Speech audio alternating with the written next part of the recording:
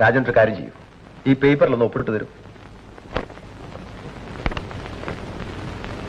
എന്താണിത്? നമ്മൾ നിന്റെ പേർക്ക് എഴുതിയ സ്വത്ത് തിരിച്ചെഴുതും.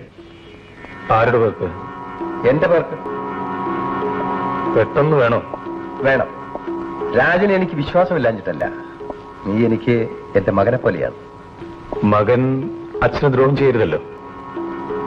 എന്ന് വെച്ചാൽ? ഞാൻ ഈ കടലാസിൽ ഒപ്പുവയ്ക്കില്ല. ഞാൻ പറഞ്ഞാൽ നീ അനുസരിക്കില്ലേ?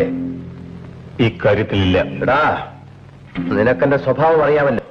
അറിയുന്നോണ്ടാണല്ലോ ഞാൻ നിങ്ങളെ അനുസരിക്കാത്തത്. രാജൻ, ബഹളം വെച്ചതുകൊണ്ട് കാര്യമില്ല.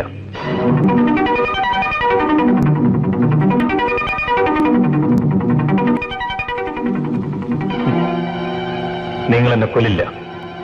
ഈ സ്വത്തുക്കൾ തിരിച്ചെടുക്കാൻ ഞാൻ ജീവിച്ചിരിക്കേണ്ടത് നിങ്ങളുടെ ആവശ്യമാണ്.